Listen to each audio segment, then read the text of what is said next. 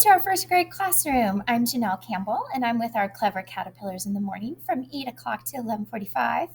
And I'm Grace Keller, and I am in the afternoon from 12:15 to 2:35, except for on Wednesdays when we get out at 1:30. We're going to go ahead and begin our presentation with academic expectations. We wanted to share that we'll have a report card 3 times this year.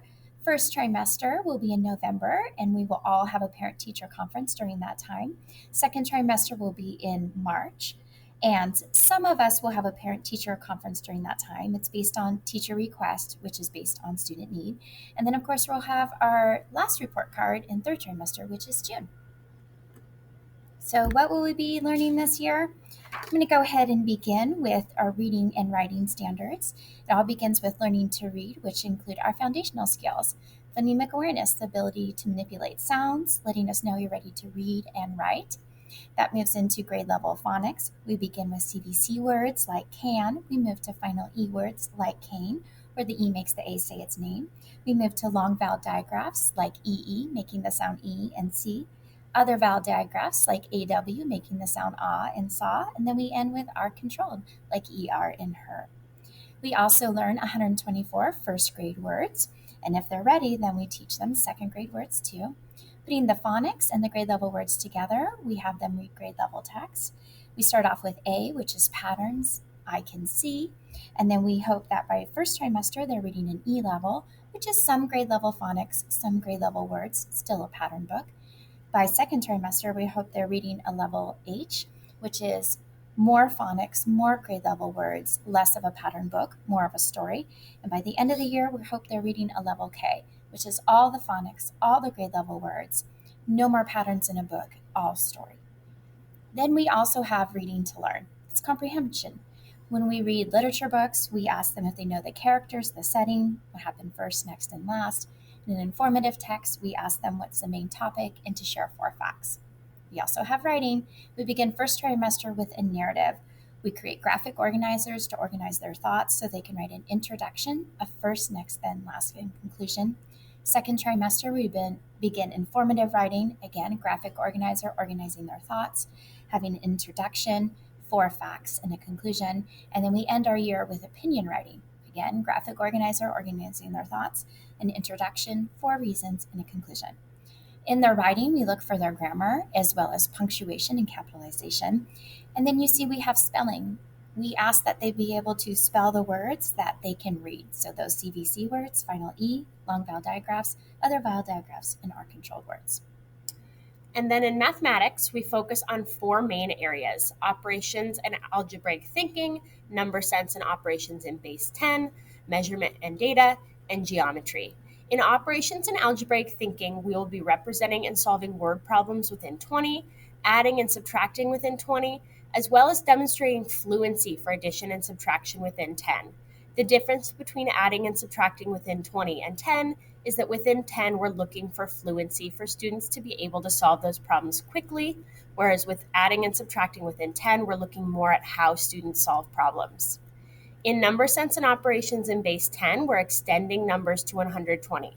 That's counting, reading, writing, and representing to show number sense. We will also be focusing on place value, tens and ones, as well as talking about hundreds, and using place value understanding to add and subtract within 100. In measurement and data, we'll be measuring lengths in non-standard units. A non-standard unit would be something like paper clips or linker cubes that we could use to measure. We will also be telling and writing time to the hour and the half hour, and representing and interpreting data on a graph. In geometry, we will be focusing on identifying and composing shapes and partitioning shapes into halves and fourths. In geometry, we work on both 2D and 3D shapes. On the back of the report card, you will see learner behaviors as well as teacher comments. You will have teacher comments for all 3 trimesters, as well as showing learner behaviors in the classroom. Well, we've talked about what we're going to learn. Let's talk about how we're going to learn it. That's our curriculum. For language arts, we use the SIPS program for our phonics groups. For guided reading groups, we use Benchmark. That's tiered instruction based on student assessments. We hope to have the Really Reader program. It will be dependent on volunteers and our ability to send books home. We'll provide more information if that program becomes available this year.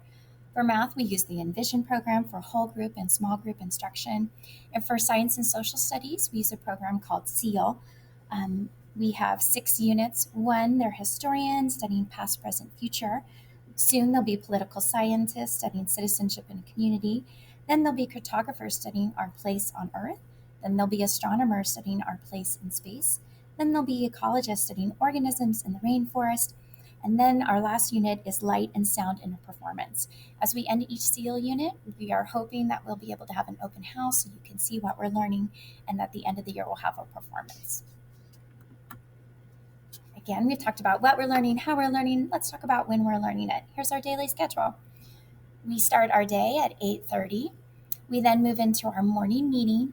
On Tuesdays, we'll have libraries during that time, so please return your library books on Monday when we start library.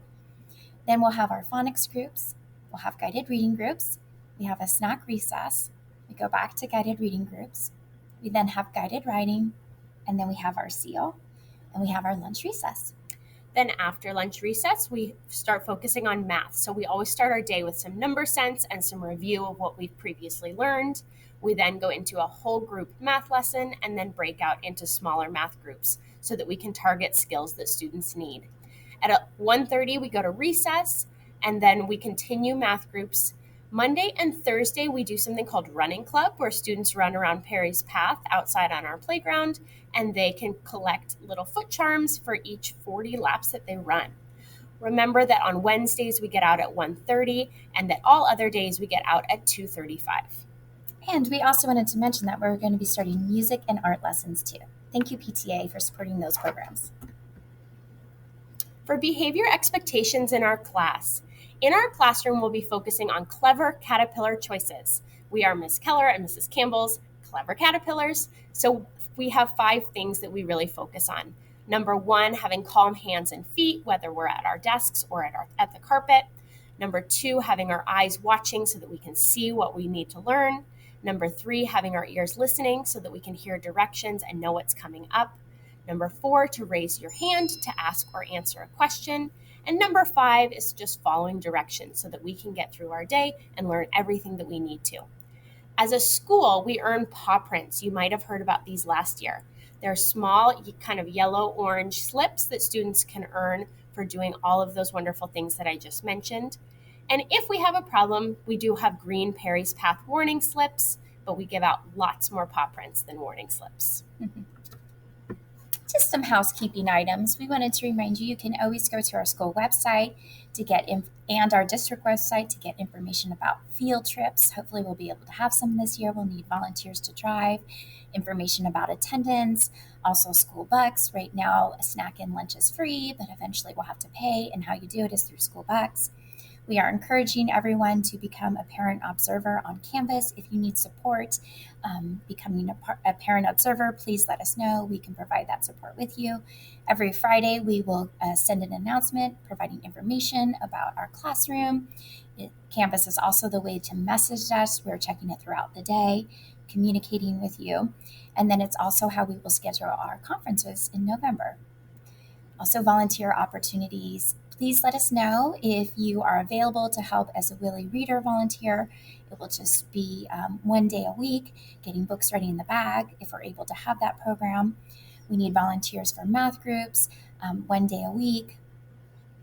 We need a volunteer, actually 2 volunteers for a garden, and then we're asking for volunteers in the library too. So if you're available to help in any way, please let us know. Thank you for joining us. Thanks so much.